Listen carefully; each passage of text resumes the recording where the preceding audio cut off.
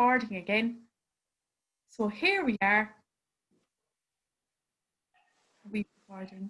Yes, we are. So here we are recording again. And I just want to say what a great night we're having. And Brendan, that was just absolutely fabulous. So our next person up is going to be Sean Lyons from Listowel. So he's all the way from downtown Listowel.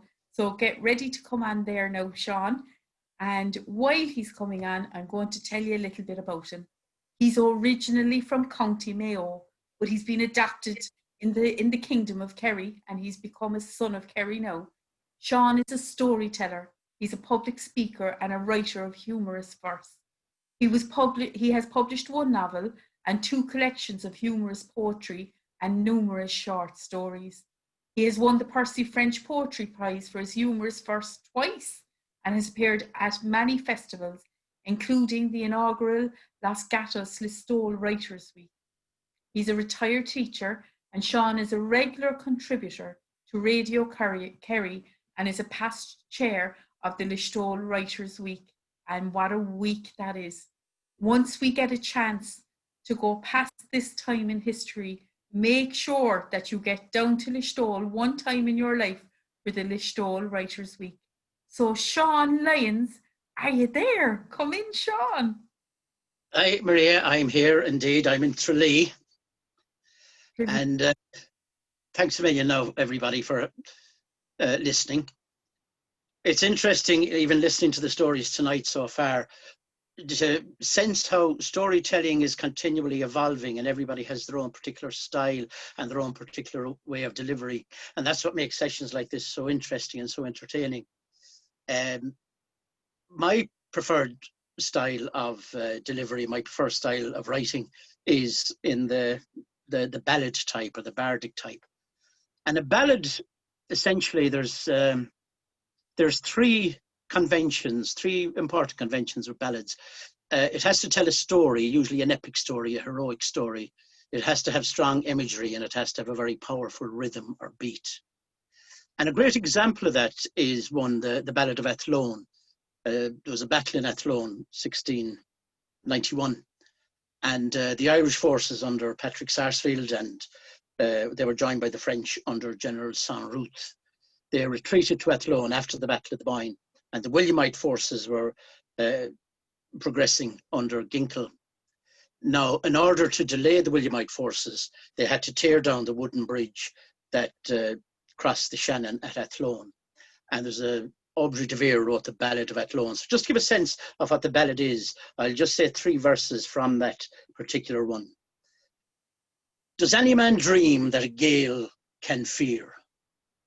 Of 1,000 deeds, let him hear but one. The Shannon swept onward, broad and clear, between the leaguers and brave Athlone. Oh, who for Erin will strike a stroke, who hurl young planks in the water's roar? 6 gallant warriors from their comrades broke, and hurled them on the bridge once more.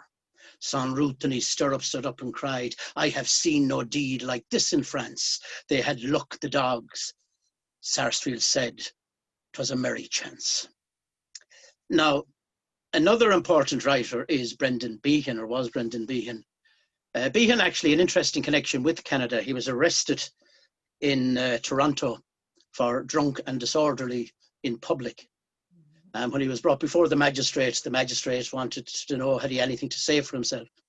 And he replied, he said, I got off the plane, Your Honour, in Toronto, and I saw a sign that said, drink Canada dry, and I'm doing my best. Now, Behan had a very interesting philosophy in life and in writing. He said, talent borrows, but genius robs. So with that, I have robbed quite a lot from other people's ballads, including the Ballad of Ethlon. And this is one of my poems. It's called Sunburnt in Fungrola. And for those who don't know, Fungrola is a resort in Spain, much favoured by young Irish men, as I was once, for fleeting romance and cheap drink. And in this poem, you will hear probably the worst French accent this side of Montreal. So this poem is called Sunburnt in Fungrola. Does any man dream that a gale can't sear. Of 1,000 skalds, let him hear but one. The sun shone down upon my rear from early morning until 1:30. Oh, who from Erin has fallen asleep on the burning sands of sunny Spain, and then has risen like a fresh-sheared sheep, never to venture from the shade again? The night before is mostly blur, knocking back drink in a cheap taverna, with lads from Ballybunion, from Balmullet and Burr, when I met a French girl called Laverna. She spoke to me in a husky drawl, in a voice with Pernod and Gauloise dripping. Why don't you leave these drunken brawl and join me skinny dipping? I like your style, my Irish stud, and the way your belly wobbles. I said, let me finish these 2 bud and these 3 Bacardi doubles. She led me to a secluded spot. She stretched up on her toes. Chérie, it is so very hot. Let us take off her clothes. She turned. She caught me by surprise. She said, I have seen no skiing like this in France. I said, please avert your eyes. I'm still wearing my vest and underpants. Wading in, our bodies we anointed. Laverna's eyes they rolled. I must say I am disappointed. The water's not that cold. So let us lie upon the sand. The night, like us, is young. She gently took me by the hand. And then the jellyfish, it stung.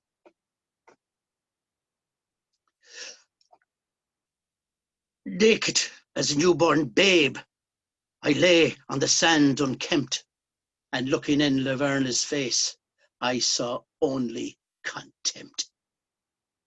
You know what to do, I screamed. What will take this pain from me? Slowly, her Gallic eyes, they gleamed, and she said, of course, oui, oui. What happened next is best forgotten by Gael and Gaul alike. I lay there sorry, sore and sodden. Laverna took a hike. Naked as a line of ash plants, in the bright silver moon of May, devoid of friends, of hope and pants, I slept where I lay. The sun came up bright and strong as I lay with limbs akimbo, and in one single Spanish night I knew heaven, hell and limbo. In sweaty dreams I writhed and I snored in a deep and troubled coma, surrounded now by a Nordic horde out for the daily dose of melanoma. I looked at bodies tall and tanned while I lay pale and clammy, and then, like any Irish man, I wept and cried for mammy. Now maybe it was the sangria, or the sangri B, C, D, E, F, or G, but suddenly I felt angrier, and I stood tall and free. I grabbed a bucket from the sand and I placed it across my manhood. And then I stood to bait the band like any decent man would. I have a problem, friends, I said, my fellow Europeans. My clothes have vanished with the tide, my shirt, my tie, my jeans. My clothing vanished from this spot. Does anyone know who took it? The reply came from a burly Scot. He said, there is no bottom on the bucket. I ran, my eyes were filled with tears. I ran like the deer it prances, away from the snorts, the cries and the jeers, and a few admiring glances. And as along that beach I ran, with all my cheeks a-tingle, in my mind I hatched a plan. Next year, I'll go to Dingle. Thank you. Oh, Oh my God, that was masterful. Just loved it. Brilliant. So let's give the Zoom clap there. Oh my God, that was absolutely excellent.